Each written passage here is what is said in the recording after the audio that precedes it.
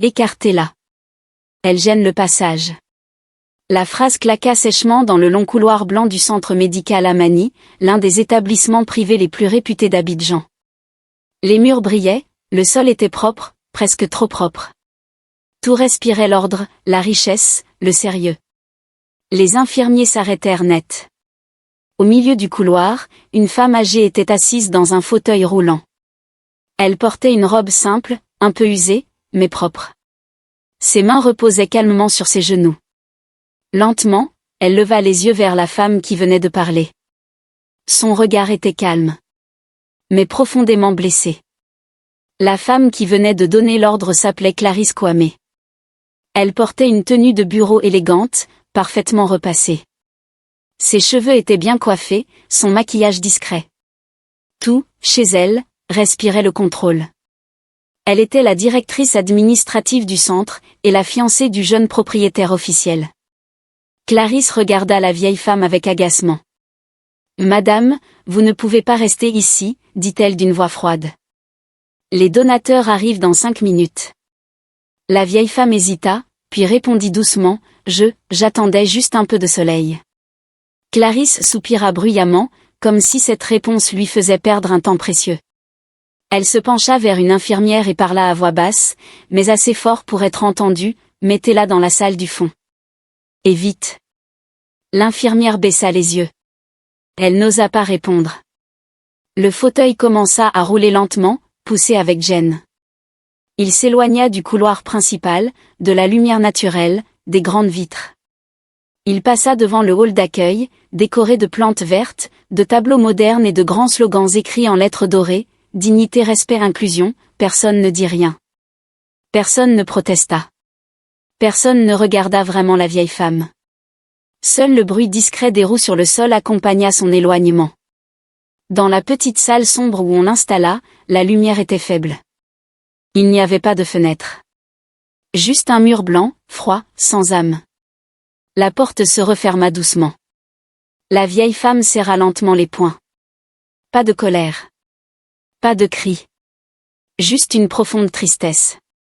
Ce que personne ne savait, ce jour-là, c'est que cette femme s'appelait Mama Aïcha Traoré. Et que sans elle, le centre médical Amani n'aurait jamais existé.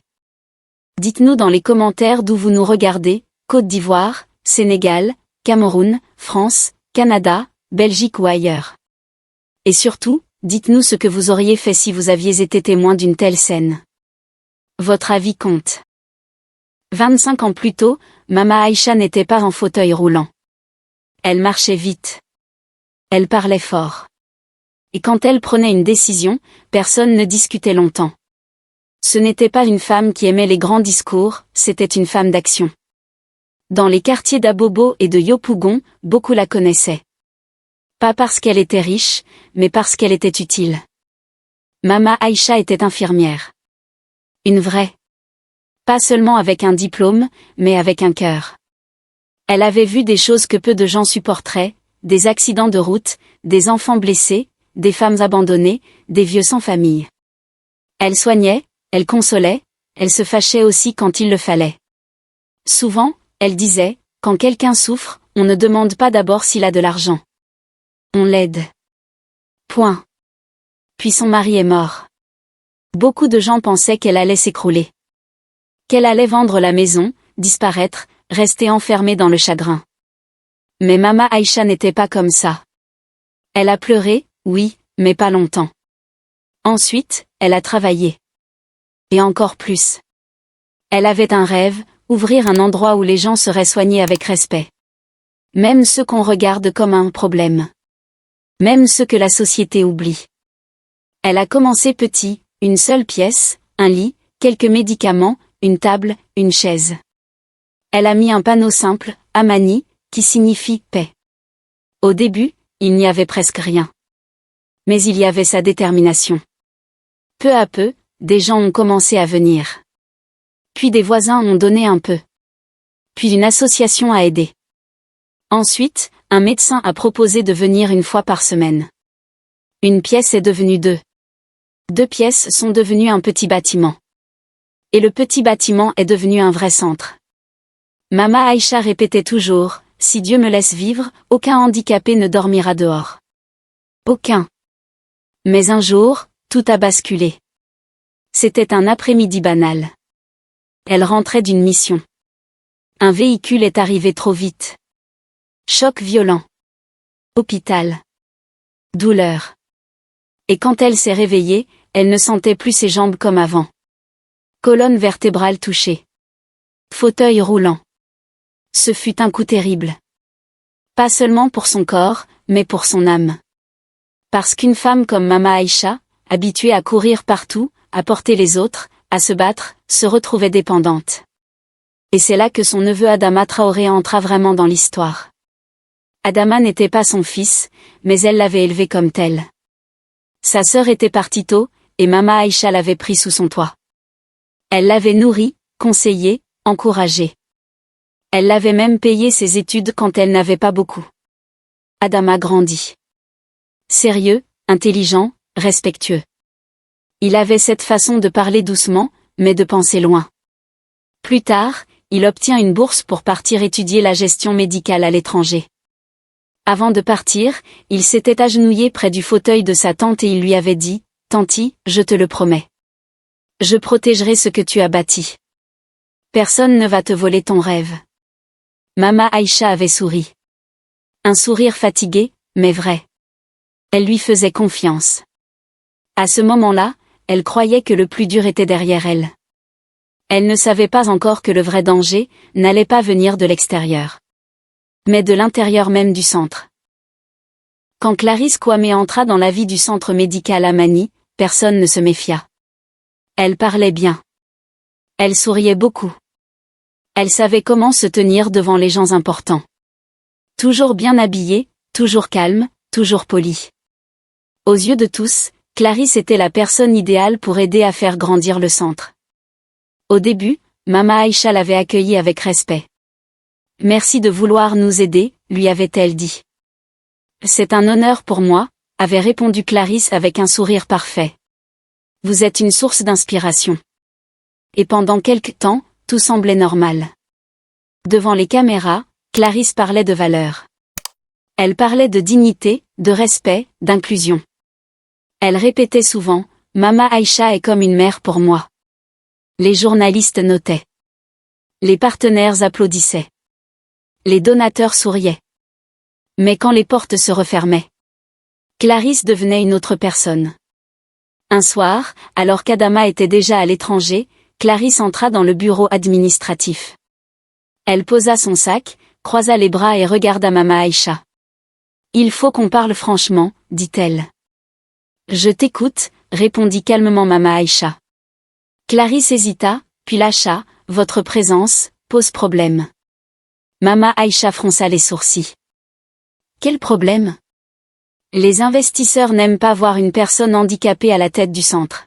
« Je suis la fondatrice. » Justement, répondit Clarisse.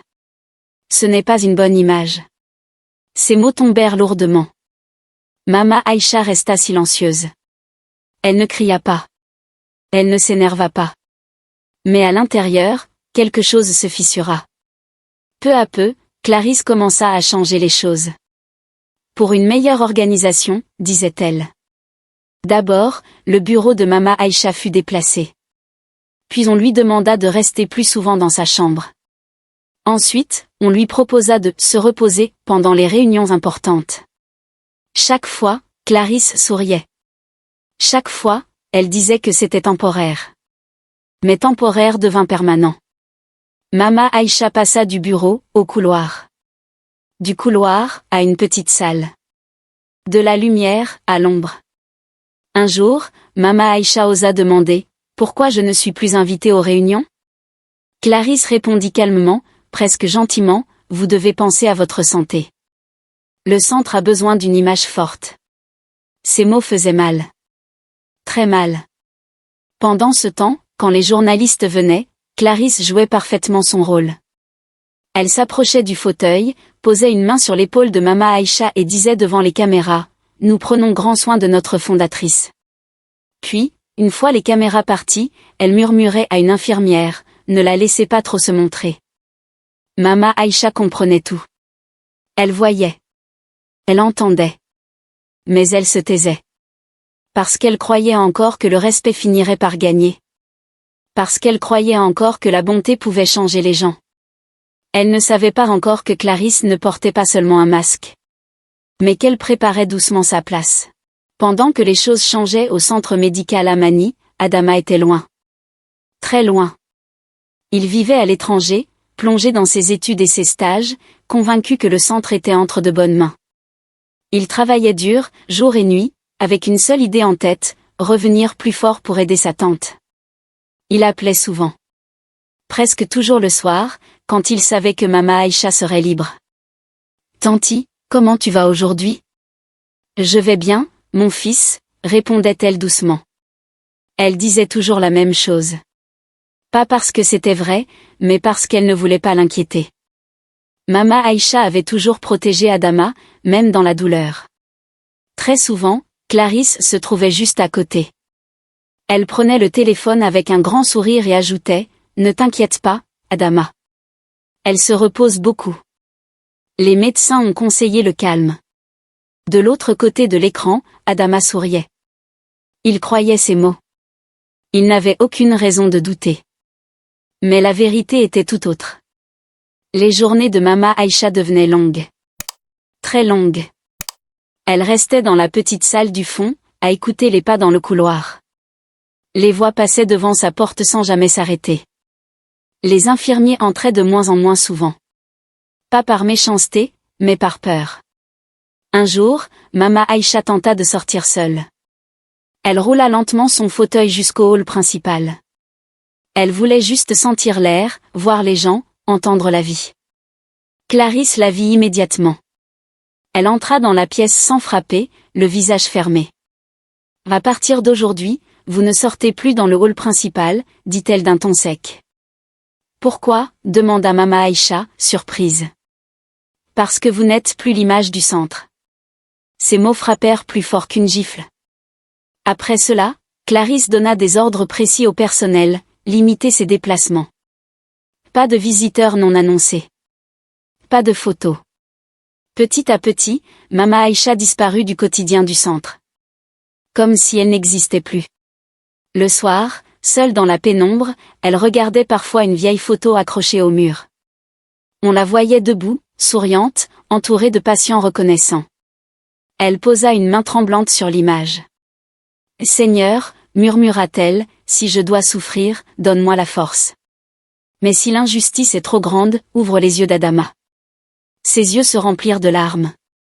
Pas de colère. Juste une profonde fatigue. Elle ne savait pas que sa prière venait d'être entendue. Pas encore. Le jour de la grande visite officielle arriva enfin. Depuis l'aube, le centre médical Amani était en agitation. Les sols avaient été lavés 3 fois. Les plantes déplacées. Les rideaux changés. Les infirmiers portaient des uniformes impeccables. Clarisse marchait rapidement dans les couloirs, son téléphone à la main, donnant des ordres sans s'arrêter. Faites attention aux détails. Les sourires, surtout. Aujourd'hui, tout doit être parfait. Les bailleurs étrangers arrivaient. Des personnes importantes.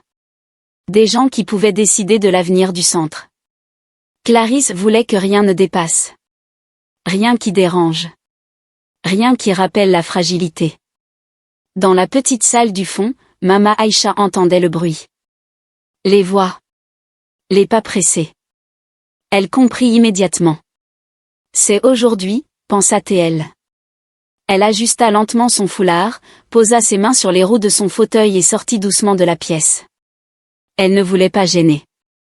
Elle voulait juste regarder. Juste être là. Juste exister quelques minutes.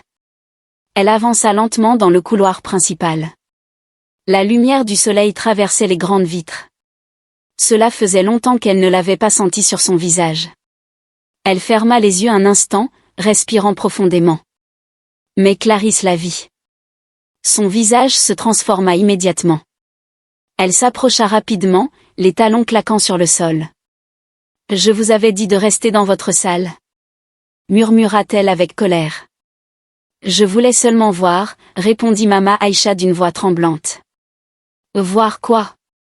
Coupa Clarisse. Vous ne comprenez donc pas? Elle se pencha vers elle, parlant à voix basse, mais avec une dureté glaciale. Aujourd'hui, vous n'êtes pas humaine ici. Vous êtes un problème. Ces mots transpercèrent Mama Aïcha. Elle leva les yeux, cherchant un peu de compassion autour d'elle. Les infirmiers baissèrent le regard. Personne n'osa parler. Clarisse se redressa et lança un ordre sec, enlevez cette rampe. Maintenant. Un silence lourd tomba. Madame, tenta une infirmière. Maintenant. Cria Clarisse. La rampe d'accès fut retirée sous leurs yeux. Mama Aïcha se retrouva bloquée, incapable d'avancer, incapable de reculer. Devant elle, le hall brillait. Derrière elle, l'ombre. Des donateurs passèrent au loin, sans la voir vraiment. Clarisse souriait déjà, reprenant son rôle. Mama Aïcha sentit une brûlure monter dans sa poitrine. Pas seulement de la honte, mais une profonde incompréhension.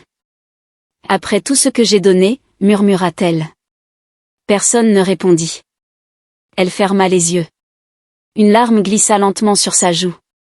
Puis elle pria, sans bruit, « Seigneur, si mon fils Adama revient, fais que ses yeux s'ouvrent. » À cet instant précis, quelque part dans Abidjan, une voiture s'arrêta devant le centre. Quelqu'un venait d'arriver. Clarisse ne savait pas que, pendant qu'elle préparait ses discours et ses sourires, Adama était déjà de retour à Abidjan. Il n'était pas revenu en héros. Il n'était pas revenu en neveu inquiet. Il était revenu en observateur. Adama avait atterri tard dans la nuit, sans prévenir personne. Pas même sa tante. Il voulait comprendre avant d'agir.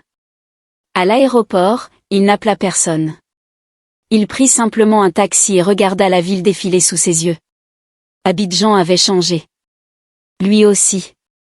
Le lendemain matin, il se présenta au centre médical Amani, vêtu simplement. Chemise claire, pantalon sobre, sac à l'épaule. Autour de son cou, un badge discret, auditeur médical indépendant. Personne ne fit attention à lui. C'était parfait. Il marcha lentement dans les couloirs, notant tout dans son esprit. Pas les grandes affiches. Pas les beaux slogans. Mais les détails qu'on ne regarde plus, une porte trop étroite pour un fauteuil, une rampe manquante, un agent d'accueil qui détourne le regard. Il parla avec le personnel, sans insister.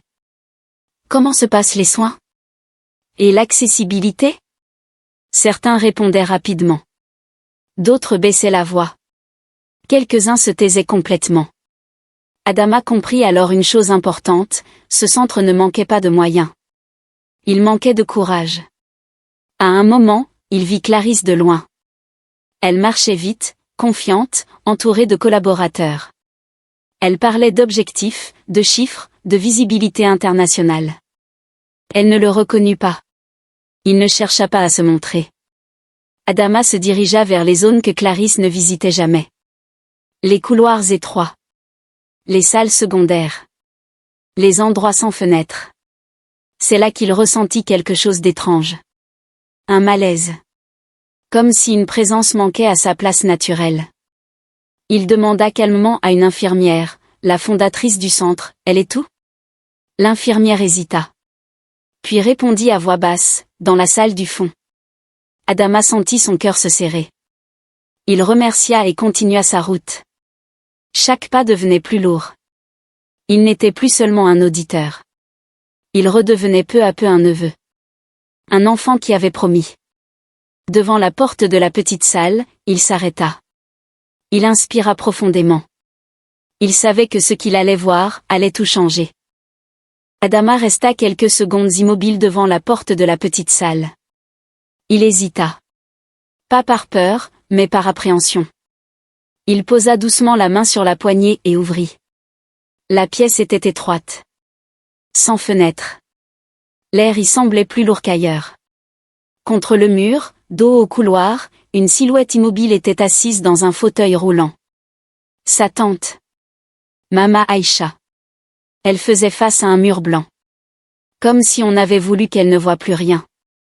Qu'elle ne dérange plus personne. Adama sentit sa gorge se serrer. « Mama » murmura-t-il sans s'en rendre compte. La vieille femme sursauta légèrement. Puis elle tourna lentement la tête. Ses yeux, fatigués mais toujours vifs, s'écarquillèrent. Adama, dit-elle d'une voix hésitante. Oui, tanti. C'est moi. Pendant un instant, aucun des deux ne parla. Le silence disait tout. Les mois de distance. Les non-dits. La souffrance. Adama s'agenouilla devant elle. Son regard tomba sur ses mains tremblantes, sur la couverture usée posée sur ses genoux, sur la trace d'une dignité qu'on avait tenté d'effacer. « Pourquoi es-tu ici ?» demanda-t-il doucement. Mama Aïcha détourna les yeux. « Parce que je prends trop de place », répondit-elle simplement. Ces mots furent comme un coup dans la poitrine d'Adama. « Qui t'a dit ça ?» Elle hésita. Puis répondit. « On me l'a fait comprendre. » Adama ferma les yeux un instant. Tout devenait clair. Les silences au téléphone. Les réponses trop rapides. Les absences expliquées par le repos. « Je t'ai laissé seul, murmura-t-il. « Non, répondit-elle aussitôt. Tu es revenu. C'est ce qui compte. » Il releva la tête. « Tu n'aurais jamais dû être traité ainsi. »« Je sais, dit-elle calmement. Mais parfois, le silence protège plus que les cris. » Adama serra les poings. Il ne cria pas. Il ne promit rien à haute voix. Mais à l'intérieur, une décision venait d'être prise. Il se leva lentement.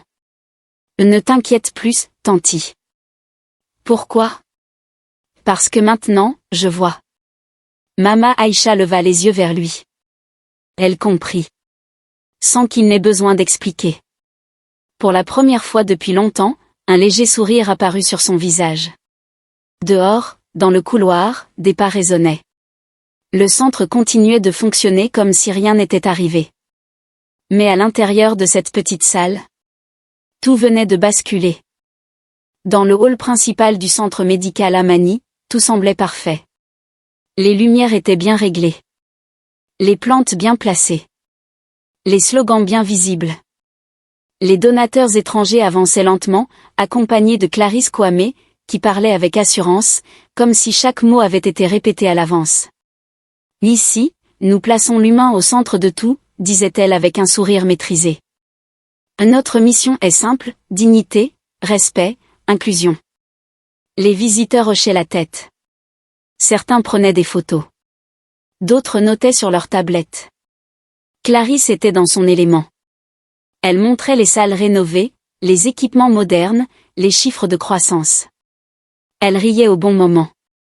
Elle baissait la voix quand il le fallait. Elle savait exactement comment séduire. Mais pendant qu'elle parlait, Adama observait. Il marchait quelques pas derrière le groupe, silencieux. Il regardait non pas ce qu'on lui montrait, mais ce qu'on lui cachait. Les portes qu'on ne franchissait pas. Les couloirs qu'on évitait soigneusement. À un moment, un donateur demanda, « Et la fondatrice ?» Nous avons entendu parler d'elle. Clarisse sourit, sans hésiter. Oh, Mama Aïcha se repose. Son état de santé demande beaucoup de calme. Adama sentit sa mâchoire se crisper. Mais il ne dit rien. La visite continua. Clarisse parlait toujours. Trop. Comme si le silence pouvait la trahir. Puis Adama s'arrêta. « L'excusez-moi, dit-il calmement. Avant de continuer, j'aimerais poser une question. » Clarisse se tourna vers lui, surprise. « Ce n'est pas prévu au programme, » répondit-elle sèchement, avant de se reprendre avec un sourire. « Justement, » répondit Adama. Il regarda les donateurs. Un centre qui parle d'inclusion, doit-il cacher certaines personnes? Un léger malaise traversa le groupe. Clarisse rit nerveusement. « Je ne vois pas de quoi vous parlez. » Adama ne la regarda même pas, « Alors suivez-moi. » Sans attendre de réponse, il se dirigea vers un couloir secondaire. Celui que Clarisse évitait toujours. Les donateurs hésitèrent, puis le suivirent, intrigués. Clarisse sentit son cœur battre plus vite. « Ce n'est pas nécessaire, » tenta-t-elle. « Si, » répondit Adama calmement. « Ça l'est. » Plus ils avançaient, plus le décor changeait. Les murs devenaient plus simples. L'éclairage plus faible. Le silence plus lourd. Clarisse marchait désormais en arrière, tentant de garder le contrôle. « Vous faites une erreur », murmura-t-elle. « Non », répondit Adama. « Je corrige une injustice. » Ils s'arrêtèrent devant une porte discrète. Adama posa la main dessus. Il se tourna vers le groupe. Derrière cette porte se trouve la vérité. Clarisse pâlit. Pour la première fois depuis longtemps, son masque commençait à se fissurer. Le couloir était silencieux. Adama resta quelques secondes devant la porte, comme pour laisser à chacun le temps de comprendre que ce qui allait se passer ne serait pas anodin. Les donateurs se regardaient, intrigués. Clarisse, elle, avait cessé de sourire. Son visage était tendu, figé. « Ouvrez », dit-elle sèchement. « Non », répondit Adama calmement. « Je vais le faire. » Il ouvrit la porte. La petite salle apparut. Simple. Froide. Presque oubliée. Au fond, assise dans son fauteuil roulant, se trouvait Mama Aïcha. Elle leva les yeux, surprise de voir autant de monde. Son regard se posa sur Adama. Elle comprit immédiatement. Un silence lourd tomba. « Voici Mama Aïcha Traoré », déclara Adama d'une voix ferme. La fondatrice de ce centre. Les donateurs se figèrent. Certains chuchotèrent entre eux. D'autres regardèrent autour d'eux, mal à l'aise. L'un d'eux s'avança lentement. « C'est elle qui a créé Amani ?» ?»« Oui », répondit Adama. « Avec ses propres moyens. Avec sa vie. » Clarisse tenta de reprendre la parole.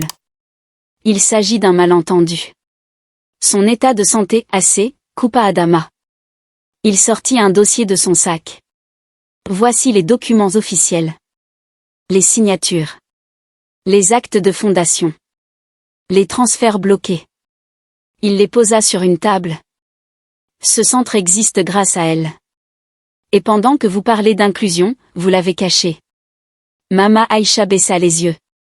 Pas de honte. Juste de la fatigue. Un donateur prit la parole, d'une voix grave. « Madame Kwame, pourquoi n'avons-nous jamais vu la fondatrice ?» Clarisse hésita. Une seconde de trop. « Pour protéger l'image du centre, » répondit-elle enfin. Ces mots résonnèrent comme une faute avouée. « Alors l'inclusion s'arrête quand elle dérange ?» demanda un autre. Clarisse ne répondit plus. « À partir de maintenant, » déclara le représentant principal, « nous suspendons tous les financements. Une enquête sera ouverte. » Clarisse recula d'un pas. Son pouvoir venait de s'effondrer.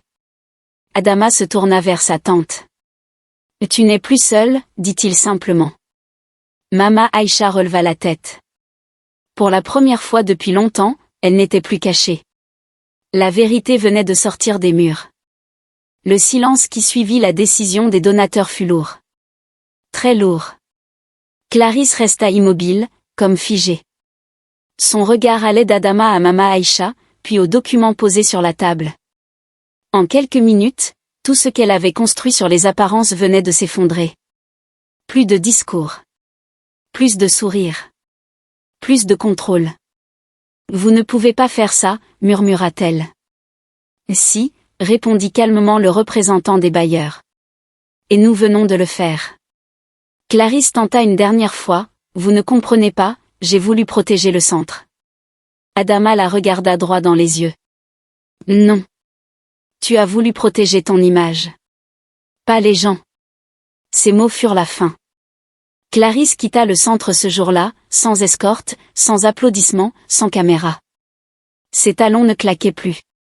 Ils semblaient lourds, comme si chaque pas portait le poids de ses choix.